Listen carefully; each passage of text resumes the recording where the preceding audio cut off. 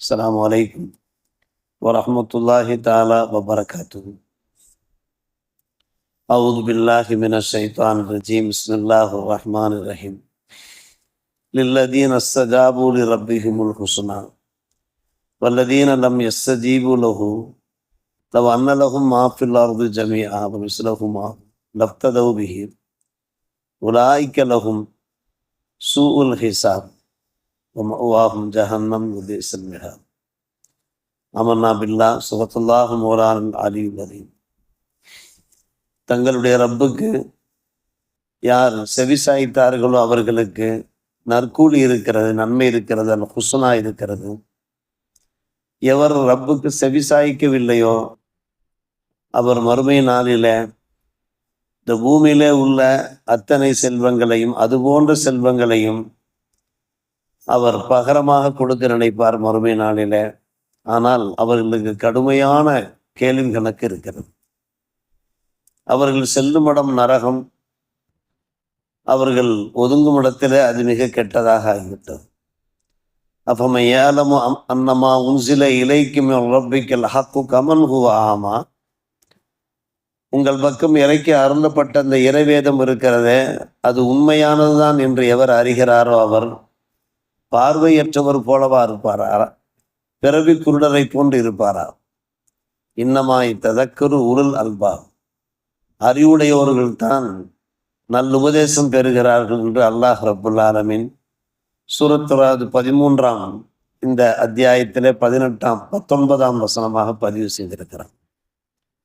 வல்ல அல்லாஹ் நம்மை அழைத்திருக்கிறான், நீங்கள் எனக்கு கட்டுப்படுங்கள், என்னுடைய தூதருக்கு கட்டுப்படுங்கள், கட்டளைகளுக்கு அடிபணியுங்கள், ஈமானோடு இறையச்சத்தோடு வாழுங்கள் என்று அல்லாஹ் நமக்கு அழைப்பு விடுத்திருக்கிறான். இந்த வசனத்தில் அல்லாஹ் சொல்லுகிறான், யார் அல்லாஹுடைய அழைப்புக்கு பதிலளித்து செவி சாய்க்கிறார்களோ, உளமாற அதை ஏற்றுக்கொண்டு பணிந்து நடக்கிறார்களோ அவர்களுக்கு மறுமை நாளில சிறப்பான நற்கூலி இருக்கிறது.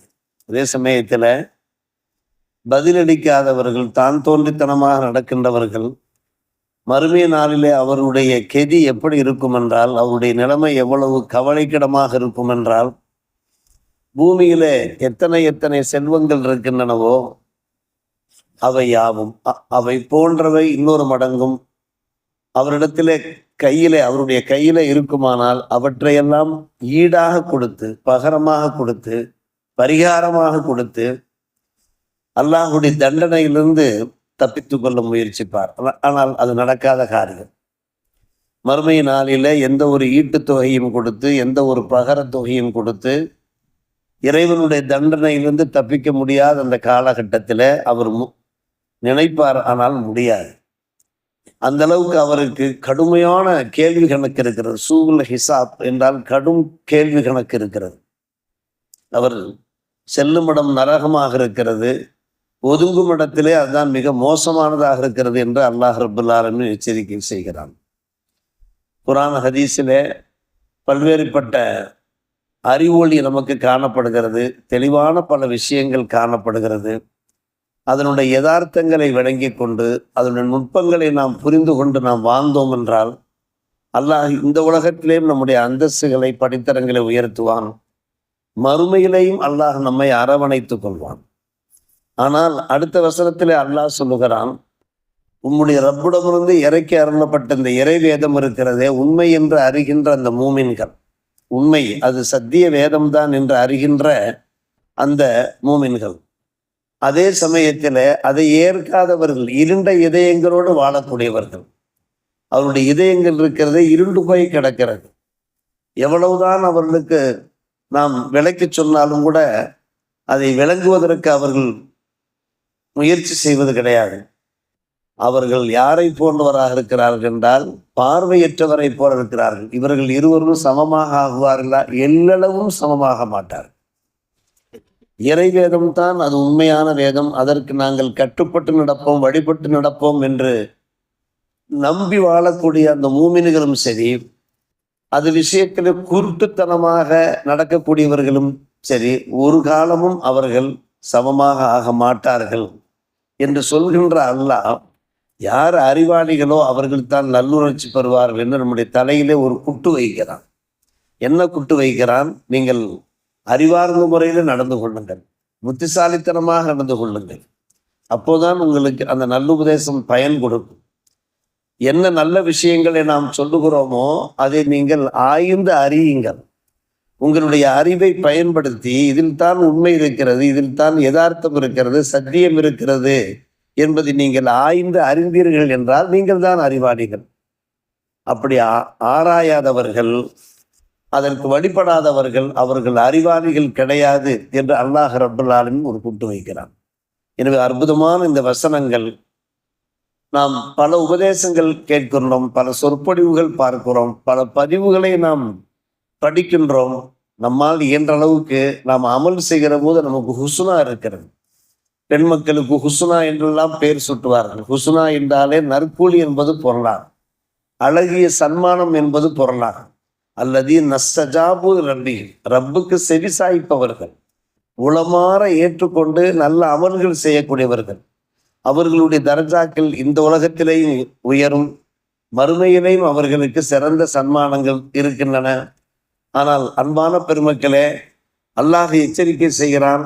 செவி சாய்க்காதவர்களுடைய நிலைமையை பற்றி அல்லாஹ் சொல்கிறது 4 வகையான தண்டனைகள் உண்டு என்கிறான். முதலாவதாக உள்ள தண்டனையைத்தான் நாம் தெரிந்தோம். அவர்கள் எவ்வளவு கொடுத்தும் கூட, பரிகாரமாக கொடுத்தும் கூட தண்டனையிலிருந்து தப்ப முடியாது. நம்பர் 2, அவர்கள் செய்கின்ற அணுவளவு குற்றம் கூட கணக்கில் சேர்க்கப்படும். ஒவ்வொரு குற்றமும் கணக்கில் சேர்க்கப்பட்டு அவர்களுக்கு தண்டனை தரப்படும். நம்பர் 3, நரகத்திற்குத்தான் செல்ல வேண்டும். நம்பர் 4, நாம் ஒதுங்குகின்ற இடத்திலே ஒரு மோசமான இடம் இருக்கிறது என்றால் அது நரகம் தான். பீசல் மிகாது என்று சொல்லிவிட்டான். அல்லாஹ் இந்த தொல்லைகளிலிருந்து, இந்த துன்பங்களிலிருந்து, இந்த தண்டனைகளிலிருந்து நம்மையும் நம்முடைய சமுதாயத்தையும் பாதுகாக்க வேண்டும். அப்படி பாதுகாக்க வேண்டுமானால் அன்பான பெருமக்களே, அந்த வசனத்தின் ஆரம்ப வாசகம் இருக்கிறது, அந்த வாசகத்தை நாம் நம்முடைய இதயத்தில் உள்வாங்கி நாம் வாழ வேண்டும். நாம் ரப்புக்கு செவிசாய்த்தவர்களாக வாழ வேண்டும். நம்முடைய குடும்பத்தினரையும் செவிசாய்த்தவர்களாக அவர்களை நாம் உருவாக்க வேண்டும். நம்முடைய பிள்ளைகளுக்கு நல்ல விஷயங்களை நாம் போதித்து கொண்டே இருக்க வேண்டும். அவர்கள் இப்போது கொஞ்சம் அசால்ட்டாக இருப்பார்கள், சோம்பேறித்தனமாக இருப்பார்கள். கோடை காலம், காலை ஸ்கூலுக்கு சீக்கிரமாக எழ வேண்டிய நிலை இருக்கிறது. எனவே அசால்ட்டாக இருப்பார்கள். ஆனால் அவர்கள் தூங்கி விழித்ததும் நாம் அவர்களுக்கு சொல்ல வேண்டும், சுபுஹ் தொழுகை அது எவ்வளவு ஒரு சிறப்பான தொழுகை. யார் சுபுஹ் தொழுகை நிறைவேற்றுகின்றாரோ அவர் அல்லாஹ்வுடைய பாதுகாப்புக்கு உள்ளே வந்து விடுகிறார் என்று பெருமானார் ரசூலே கரீம் பகருகிறார்கள். சுபுஹ் தொழாதவருடைய நிலைமை அன்று பகல் பூராவுமே அது அவருக்கு வேதனை தரக்கூடியதாக, துக்கம் தரக்கூடியதாக அமையும் என்கிற எச்சரிக்கை எல்லாம் பார்க்கிறோம். இன்றைக்கு நீ தாமதமாக தொழுதாலும் சரி, நீ ஒவ்வொரு காலகட்டத்திலையுமே நீ யோசித்து பார்க்க வேண்டும். இவ்வேளை தொழுகையை அந்தந்த வக்தோடு நீ தொழுதா என்றால் உன்னுடைய ஈருலக வாழ்க்கை வெற்றியாக அமையுமே. இன்று நாம் நம்முடைய பிள்ளைகளுக்கு சொல்லிக்கொண்டே வந்தோம் என்றால், ஒரு நேரம் இல்லாவிட்டால் இன்னொரு நேரத்தில் செவி சாய்க்க ஆரம்பித்துள்ளார்கள். எத்தனை பேர் செவி சாய்க்கிறார்கள், பள்ளிவாசல் நோக்கி விரைந்து வருகிறார்கள், பார்க்கிறோமா இல்லையா? எனவே இந்த வசனத்தினுடைய இந்த துவக்க பிரகாரம் யார் தம்முடைய ரப்பை உளமாற ஏற்று மனமாற பணிந்து நடக்கிறார்களோ அவர்களுக்கு அழகிய நற்கூலி இருக்கிறது என்று அல்லாஹ் சொல்கிறானே. அந்த நல்லவர்கள் கூட்டங்களில் வல்ல அல்லாஹ் நம் அனைவரையும் சேர்த்து அருள் புரிவானாக. வாஹிரு தாவானா அல்ஹம்துலில்லாஹி ரப்பில் ஆலமீன்.